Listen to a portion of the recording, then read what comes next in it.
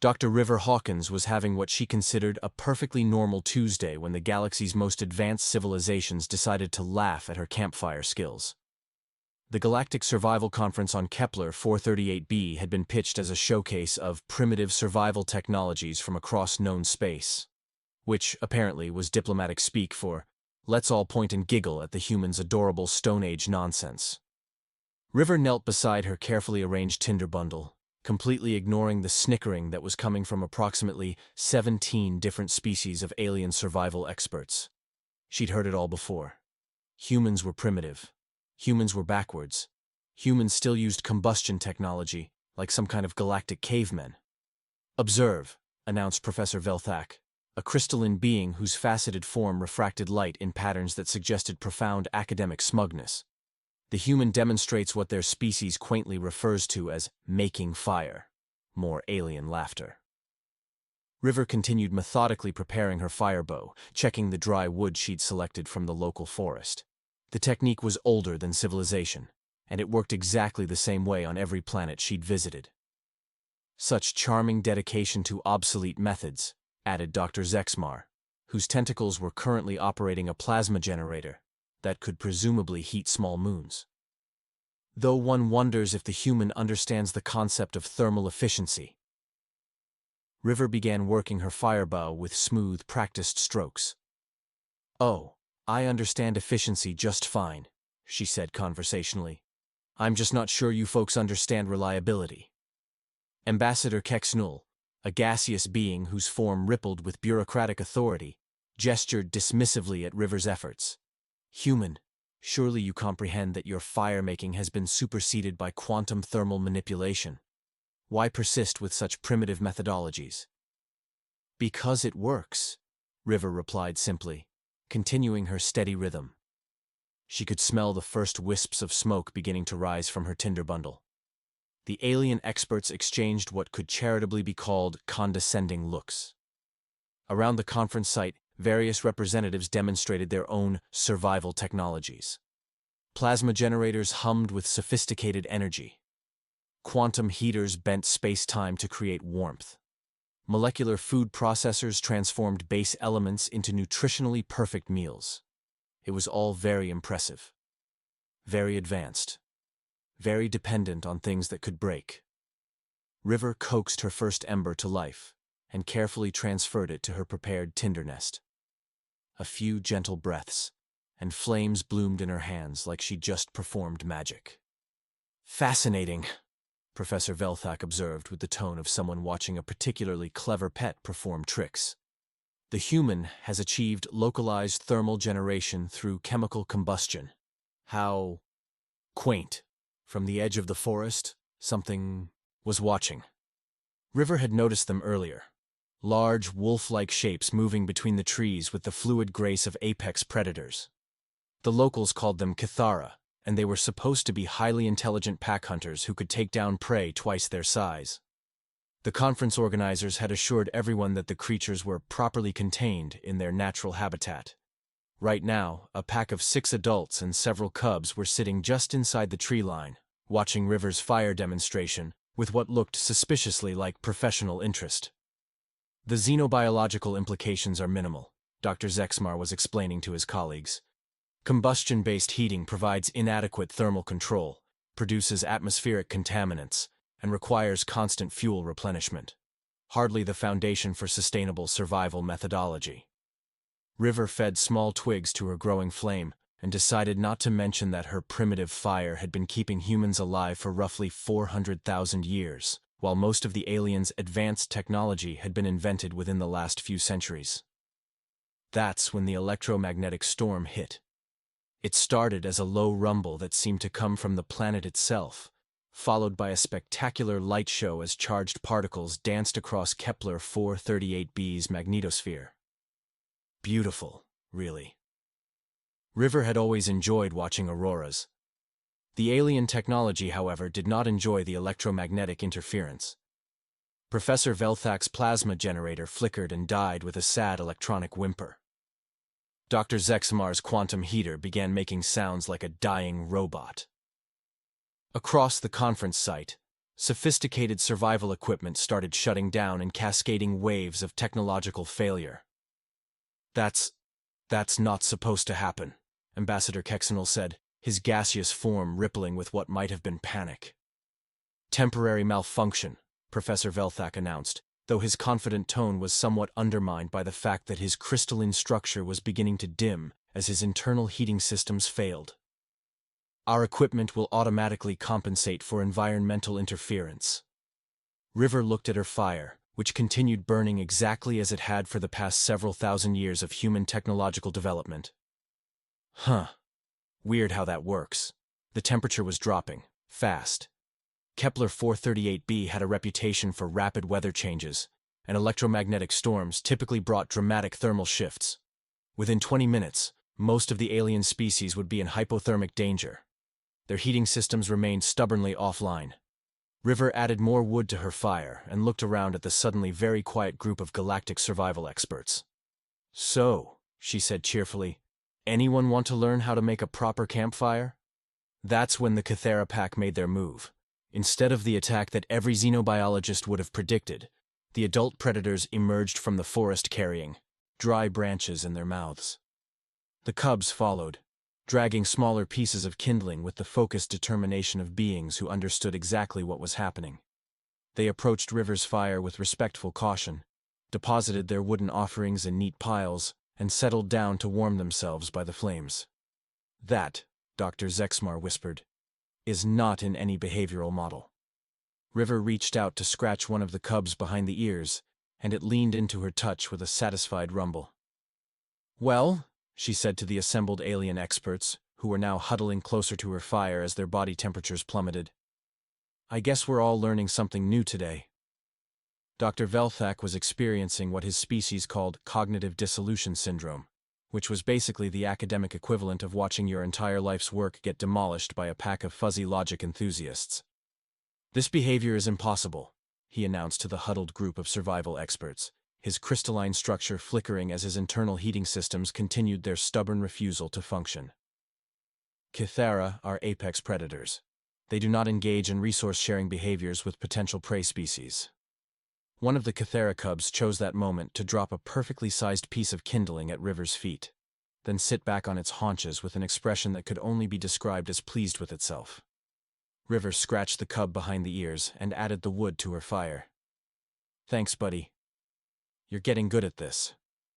They do not engage in resource sharing, Dr. Velthak repeated, his voice climbing approximately 3 octaves in pitch. Clearly, River said, watching an adult Kythara demonstrate proper stick-gathering technique to 2 attentive cubs, they do. Ambassador Kexenel's gaseous form rippled with what his species considered maximum bureaucratic distress. There must be an explanation for this violation of natural order. Perhaps parasitic infection affecting neural pathways? Atmospheric contamination causing behavioral anomalies? Or, River suggested mildly, maybe they're just smart enough to recognize a good idea when they see one. The electromagnetic storm was intensifying, and with it, the temperature drop. The alien survival experts were now huddled so close to River's fire that she was beginning to feel like the camp counselor at the galaxy's most awkward sleepover. Dr. Zexmar consulted his malfunctioning scanner with the desperate energy of someone whose theoretical framework was collapsing in real time. The behavioral modeling clearly indicates that Kythara pack dynamics preclude cooperative interaction with non-pack entities. This cooperation cannot exist. River watched the largest Kythara, obviously the pack leader, approach her fire with careful, deliberate movements. The creature was massive, easily the size of a small horse, with intelligent amber eyes and fur that looked like it could deflect small-caliber weapons. It sat down beside her fire and made a series of soft, rumbling sounds, almost like questions. River had spent enough time with Earth wolves to recognize the basics of pack communication. She made similar sounds back, low and non-threatening, the kind of vocalizations that said, "I'm friendly," and "this fire belongs to all of us." The pack leader's ears perked up with unmistakable interest. "She's communicating with it," Dr. Velthak whispered in horror. "She's teaching it fire technology," Ambassador Kexenel added. his bureaucratic protocols apparently having no category for human shares advanced combustion techniques with apex predators. River demonstrated how to add fuel to the fire without smothering the flames, showing the pack leader how to arrange smaller twigs to create proper airflow. The massive creature watched with the focused attention of a graduate student taking notes on quantum physics. Then it turned to its cubs and began what could only be described as a lesson in advanced fire maintenance. "That's not possible," Dr. Zexmar said weakly. "Kythara don't have generational knowledge transfer protocols for non-hunting behaviors." "Apparently they do now," River replied, watching the cubs practice proper wood placement under their parents' guidance. The pack was establishing a routine. Adults brought larger branches, cubs handled kindling, and everyone took turns warming themselves by the fire. But more than that, they were taking positions around the camp that just happened to provide excellent defensive coverage against other potential threats. River noticed this, because she'd spent enough time in dangerous places to recognize protective behavior when she saw it. "They're guarding us," she said to the increasingly panicked alien experts. "Guarding us from what?" Ambassador Kexenol asked. As if in answer, something howled in the darkness beyond the fire's light. Something large and unfriendly and definitely not interested in sharing campfire stories. The Kythara pack responded immediately, forming a defensive perimeter that included all the alien survivors within the protected zone. The pack leader positioned himself between the fire and the source of the howling, while the adults flanked the camp in a pattern that would have impressed military strategists. "Pack bonding," River explained to her audience of bewildered xenobiologists. "Once you're part of the pack, they protect you. It's not complicated." "But we're not part of their pack," Dr. Velthak protested. "We're completely different species with incompatible social structures." River looked around at the scene. Aliens and Kythara alike warming themselves by her fire, the cubs playing with pieces of kindling while their parents maintained protective watch, everyone working together to survive the night. "Tell that to them," she said. She'd started naming the cubs. The smallest one, who kept bringing her perfectly sized twigs, she called Ember. The enthusiastic one, who kept trying to add too much fuel at once, became Blaze. The careful one who watched everything before acting got dubbed Scout. Dr. Velthak was having what appeared to be a nervous breakdown. "This violates fundamental principles of interspecies behavioral dynamics. Predators do not adopt prey. Pack animals do not expand membership across species barriers. None of this should be possible." "And yet," River said, as Ember curled up next to her for warmth while Scout shared his heat with a shivering crystalline researcher, "here we are." The emergency academic session convened right there around the fire, because it was the only place warm enough for the alien experts to maintain consciousness. Professor Zixmar, the galaxy's leading authority on predator-prey relationships, looked like someone whose entire academic career had just been fed through a quantum shredder. 50 years of research," he muttered, watching an adult Kythara gently correct a cub's wood-stacking technique. 50 years of carefully documented behavioral models, all invalidated by one human and her primitive combustion technology. "Don't take it personally," River said, adding another log to the fire. "Sometimes the simplest solutions are the most revolutionary." "Revolutionary?" Professor Zixmar repeated. "This isn't revolutionary, it's impossible. Our entire understanding of xenobiology is based on the principle that species barriers prevent this type of cross-species cooperation. Maybe your understanding was incomplete. The storm was getting worse. Wind howled across the conference site, carrying with it the kind of cold that could kill most species within hours. But around River's fire, a mixed group of aliens and apex predators maintained a warm, protected enclave of impossible cooperation. Ambassador Kexenol was taking notes with the frantic energy of someone trying to document the collapse of natural law. "For the official record, I am observing unprecedented interspecies alliance formation based on shared thermal resource management and mutual protection protocols." "You mean they're keeping us warm and safe?" River translated. "That's what I said."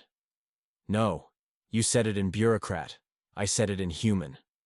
The pack leader approached River again, this time carrying something in his mouth.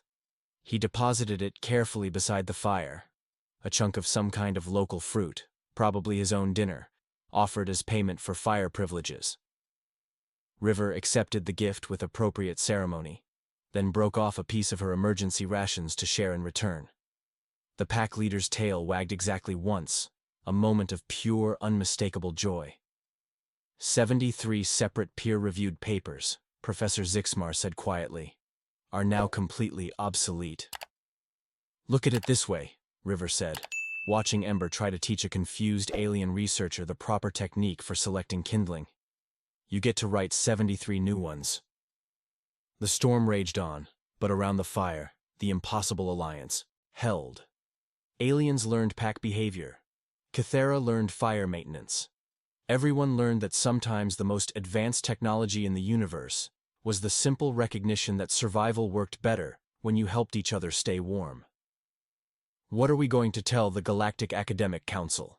Dr. Velthak asked weakly. River looked around at their mixed-species camp, where evolutionary biology was being rewritten in real time by beings who'd figured out that cooperation trumped competition when the temperature dropped below survivable levels. That maybe it's time to update the textbooks, she said. In the distance, more howls echoed through the night. But this time, the Kythara pack howled back, not in challenge, but in answer. Other packs were responding to the call, drawn by the promise of warmth and the scent of successful cooperation. How many packs are there on this planet? Ambassador Kexnel asked nervously. River fed another log to her fire and smiled. I guess we're about to find out. By dawn of the second day, River Hawkins had accidentally become the alpha of the most diverse pack in galactic history, and she was having serious concerns about her insurance coverage. The original Kythara pack had called in reinforcements during the night. 3 additional packs had arrived, drawn by the unprecedented combination of fire, warmth, and the fascinating scent of successful interspecies cooperation. River now found herself at the center of a 40-member Kythara alliance that treated her campfire like the most important political development since the invention of democracy. This is unprecedented, Dr. Velthak announced, his crystalline form reflecting the firelight as he frantically documented the expanding settlement. Multi-pack alliances require extensive territorial negotiation and dominance establishment protocols. This level of cooperation should take months to achieve. River looked around at the Kythara, who had organized themselves into efficient work groups without a single dominance display or territorial dispute. Cubs from different packs were sharing kindling gathering duties. Adults had established overlapping patrol routes that provided comprehensive security for the entire conference site. Everyone seemed to understand that the fire was the center of their new community, and protecting it meant protecting everyone. Maybe, she suggested, they're just better at cooperation than your research predicted. The alien conference attendees were having varying degrees of success adapting to their new status as honorary pack members. Professor Zixmar had been adopted by a group of adolescent Kythara who seemed fascinated by his tentacles and kept bringing him interesting rocks. Ambassador Kexnel was struggling with the concept that his bureaucratic rank meant nothing to creatures who judged status by contribution to fire maintenance. But the real crisis began when the embassy staff arrived. Dr. Hawkins, announced Deputy Ambassador Felver, whose official transport had landed just outside the expanded pack territory. You are in violation of Galactic Colonization Protocol, 23A, unauthorized territorial acquisition through cultural intervention. River looked up from where she was teaching a group of cubs the finer points of tinder preparation. I'm sorry. What now? You have established unauthorized territorial claims on behalf of Earth through primitive technology deployment and illegal pack bonding with indigenous species, Felvar continued, reading from what appeared to be a very official-looking legal document. This constitutes an act of planetary conquest under subsection 12 of the Territorial Expansion Accords. I made a campfire. You established a permanent settlement with multi-species alliance structures and territorial defense protocols. River gestured around the site, where Kythara were indeed building what looked suspiciously like permanent structures, windbreaks, food storage areas, and comfortable sleeping spots arranged in family groupings around multiple fire sites. Okay, she admitted. That's a fair point. But I didn't ask them to do this. They just started building stuff. The largest pack leader approached the diplomatic delegation with the confident stride of someone whose territory had just been invaded by bureaucrats. He positioned himself between River and the embassy staff, making it clear that any attempt to remove their human would need to go through him first. "Ma'am," Deputy Ambassador Felvar said carefully, "the indigenous life forms appear to be defending you? They're pack animals. I'm pack. Math is pretty simple. But you're not their species. Tell them that." Behind Deputy Ambassador Felvar, his security detail was discovering that their advanced diplomatic immunity meant nothing to 40 Kythara, who had decided that anyone threatening their pack leader was a legitimate target. The embassy staff found themselves surrounded by creatures who could easily take down a small transport, but were currently using that same coordination to offer them fire warmth and curious sniffs. "This is highly irregular," Felvar muttered, as a Kythara cub deposited a stick at his feet and looked up expectantly. "You should probably add that to the fire," River advised. "They get insulted if you don't accept gifts properly." What followed was the most diplomatically complex arrest attempt in galactic history. Ambassador Kexnel tried to serve River with official deportation papers while simultaneously huddling next to her fire for warmth. Felvar attempted to establish embassy authority, while Kythara cubs kept bringing him building materials. The security detail gave up any pretense of law enforcement and focused on not freezing to death. "For the record," River said, feeding another log to her fire while embassy staff and Kythara worked together to construct shelter from the continuing storm, "I'm not conquering anything. I'm camping. There's a difference." "The legal distinction appears to be somewhat fluid," Felvar admitted, accepting a thoughtfully selected branch from an adult Kythara who had apparently decided the deputy ambassador needed fire maintenance training. "Dr. Hawkins," Dr. Velthak interrupted, his voice carrying the tone of someone announcing the discovery of new fundamental particles, "we may have a larger situation developing." River followed his gaze toward the outer edges of their expanding settlement, where the newest development was taking place. Young Kythara were experimenting with tool use, fashioning simple implements from wood and stone with techniques that looked suspiciously derived from watching River's camp maintenance activities. "They're learning technology transfer," Professor Zixmar observed, his tentacles quivering with excitement. "Direct observational learning of non-hunting behaviors. This shouldn't be possible within their developmental framework." "And yet," River said, watching a cub successfully create a basic digging tool and immediately start using it to improve the fire pit drainage. "There it is." But the tools were just the beginning. Some of the adolescent Kythara had started experimental agriculture, planting seeds from fruits they'd gathered in organized rows near the settlement. Others were developing improved construction techniques, building structures that showed clear advancement over traditional pack-den architecture. "They're having a technological revolution," Dr. Velthak whispered. "In real time, driven by fire-based community organization." "Shouldn't that take thousands of years?" River asked. "According to every model we have, yes. But they're not following our models." The implications crashed down on the assembled experts like an academic avalanche. If Kythara could achieve rapid technological and social development through fire sharing with humans, if primitive technology could trigger evolutionary leaps in indigenous species, if camping could accidentally jumpstart alien civilizations.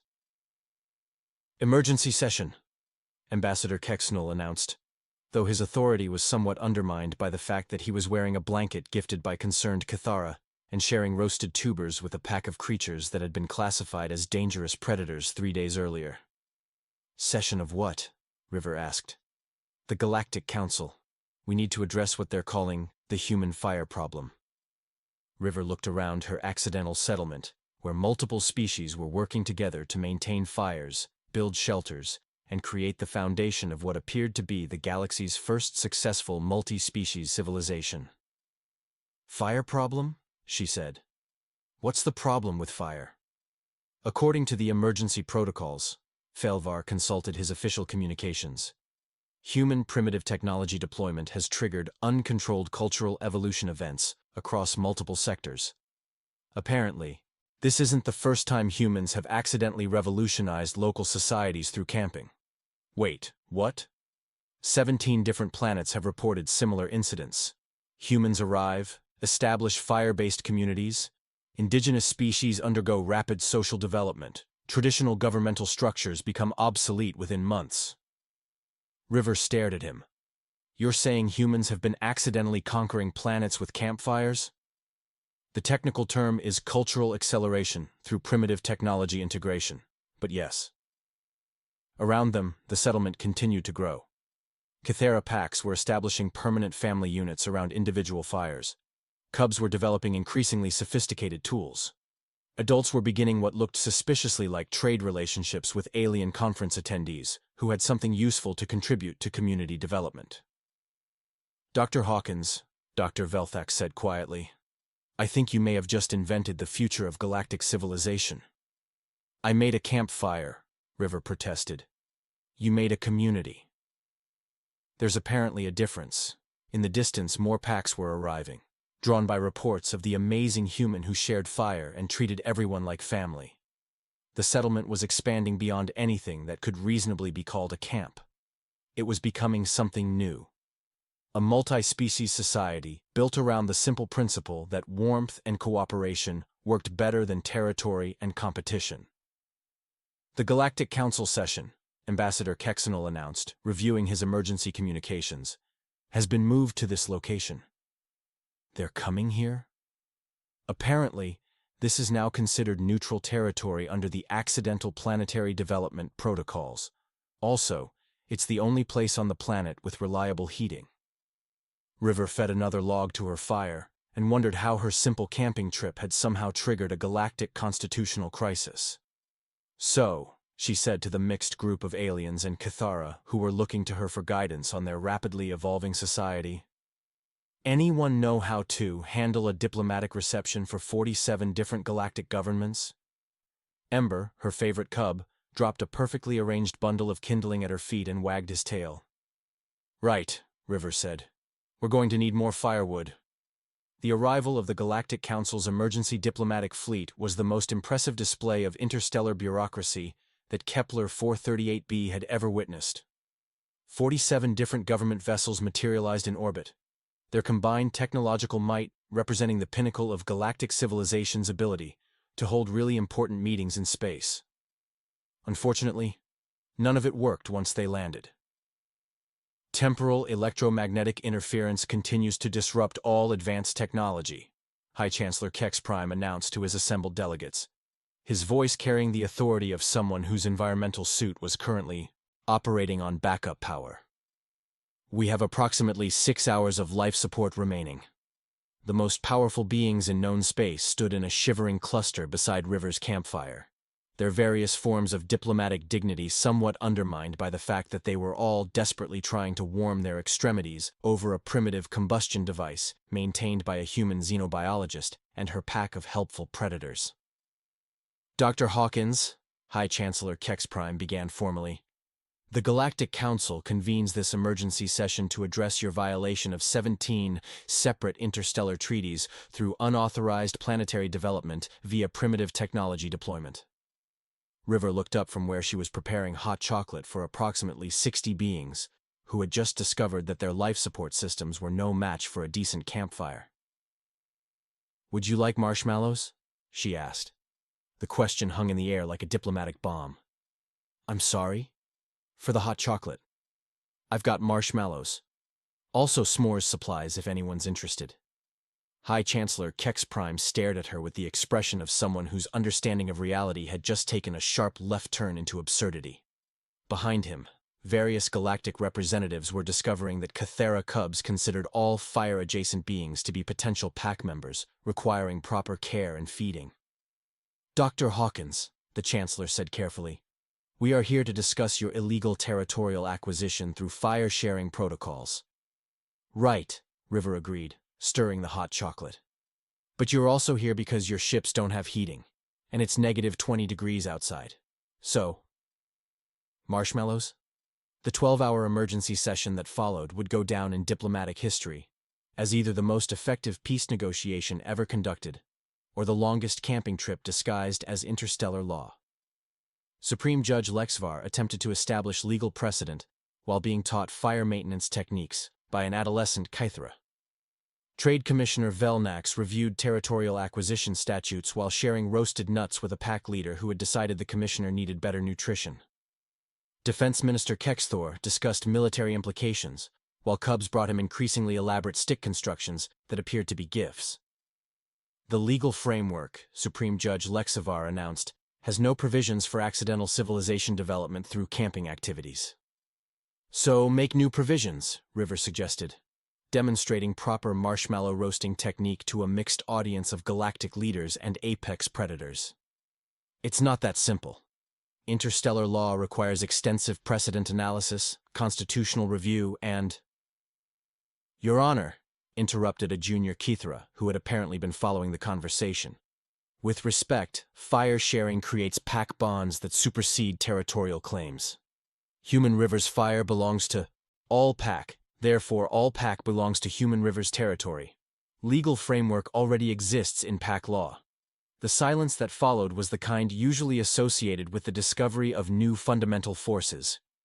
Did that Kythara just provide legal counsel? Trade Commissioner Velnax asked weakly. They're fast learners, River said proudly. What emerged from the extended negotiations was something that had never existed before in galactic history. A legal framework based on practical cooperation rather than bureaucratic complexity. The Fire-Sharing Accords established River's settlement as the first officially recognized primitive technology territory, with full diplomatic immunity for anyone who contributed to community fire maintenance. River was appointed the galaxy's first fire ambassador, a position that apparently came with significant diplomatic authority and a salary she couldn't pronounce. I just wanted to study local ecology, she protested. Dr. Hawkins, High Chancellor Kex Prime said solemnly, you have accidentally revolutionized interspecies diplomacy. Your primitive technology has proven more effective at creating stable alliances than 3,000 years of advanced political theory. Around them, the evidence was undeniable. Kythara packs had developed increasingly sophisticated tools and agricultural techniques. Alien diplomats were learning pack cooperation protocols that improved their own governmental efficiency. The settlement had become a thriving multi-species community that solved resource conflicts through sharing rather than competition. But I'm not a diplomat, River said. I'm a xenobiologist who likes camping. According to our analysis, Supreme Judge Lexivar replied, those qualifications apparently make you the most effective diplomatic agent in galactic history. The real revolution began when other planets started requesting consultation. Within days of the Fire-Sharing Accords being signed, 17 different star systems had submitted formal requests for primitive technology integration specialists. The Zephyrian Alliance wanted human consultants to teach their colonists fire-making techniques. The Crystalline Federation requested camping instruction for their exploration teams. The Nebulite Collective inquired about establishing fire embassies on their frontier worlds. Dr. Hawkins, Trade Commissioner Velnax announced, reviewing the mounting requests, Earth has become the galaxy's most sought-after source of survival technology. It's just camping, River said for approximately the 1,000th time that week. Camping, the Commissioner replied, has been reclassified as advanced survival technology by the Galactic Standards Bureau. River looked around her settlement, where Kythara adolescents were now experimenting with metallurgy, while alien engineers took careful notes on their techniques. Cubs were developing increasingly complex tool designs based on human camping equipment. Adults were establishing trade relationships with other planets based on fire-sharing protocols they'd learned from watching her interact with diplomatic visitors. They're going to outpace our technology within a generation, Dr. Velthak observed, his crystalline structure reflecting firelight as he documented the rapid cultural development around him. Good for them, River said. Maybe they'll figure out how to make camping gear that doesn't break in electromagnetic storms. The formal establishment of the Fire Embassy took place 6 months later, with River and the senior pack leaders serving as co-ambassadors to the Galactic Council. The embassy building was constructed using advanced Kythara engineering techniques powered by human fire technology, creating the most diplomatically significant campground in known space. River found herself teaching advanced camping skills to young Kythara, while alien officials took notes on her primitive technology applications. She demonstrated everything from knot tying to weather prediction, while diplomats treated her casual outdoor knowledge as state secrets. The implications. High Chancellor Kex Prime was explaining to a gathering of interstellar representatives. suggest that human primitive technology may represent the most advanced survival methodology in the galaxy. River, meanwhile, was helping a group of cubs build what they called an improved s'mores preparation facility. But what the alien observers were documenting as advanced food processing technology integration.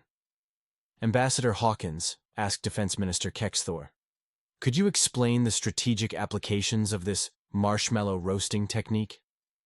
River looked at the perfectly golden marshmallow on her stick, then at the mixed audience of alien officials and Kythara cubs, who were all waiting intently for her answer. "Well," she said seriously, "the key is controlling your heat source and maintaining optimal distance from the flames. Too close, and you get carbonization. Too far, and you don't achieve proper caramelization." The cubs nodded sagely, as if she just revealed the secrets of the universe. The alien diplomats frantically scribbled notes about thermal management protocols and advanced caramelization techniques. As the evening settled over the fire embassy, River sat by her original campfire, now designated as the primary diplomatic hearth, surrounded by the strangest family she'd ever acquired. Kythara cubs practiced their English while alien ambassadors learned pack howling techniques. Everyone shared food, warmth, and the kind of easy cooperation that had somehow revolutionized galactic civilization. "Dr. Hawkins," High Chancellor Kex Prime said quietly, settling beside the fire with a cup of her hot chocolate, "may I ask you something?" "Sure." "When you first demonstrated fire-making at the survival conference, did you have any idea this would happen?" River looked around at the thriving multi-species community, the advanced Kythara technology, the alien diplomats who had learned to value cooperation over competition, all centered around the simple act of keeping a fire burning. "Honestly," she said, "I just wanted to stay warm." The Chancellor made what his species considered a sound of profound philosophical contemplation. "Perhaps that's the most advanced technology of all."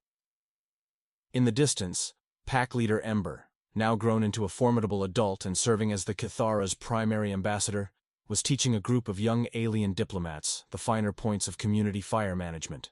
His cubs watched attentively, already planning improvements to the techniques their father was sharing. "Ambassador," whispered Trade Commissioner Velnax to his aide, "remind me to add a note to the official record." "What should it say, sir?" The commissioner watched River casually maintaining the fire that had accidentally revolutionized galactic diplomacy, while Kythara cubs brought her perfectly selected kindling, and alien officials debated the strategic implications of optimal marshmallow preparation. "We should never have mocked the fire," he said softly. The fire crackled in agreement, warming a community that had learned the galaxy's most important lesson. Sometimes the most primitive technology was also the most advanced, and the best diplomacy happened around a shared campfire where everyone was welcome as long as they helped keep the flames alive.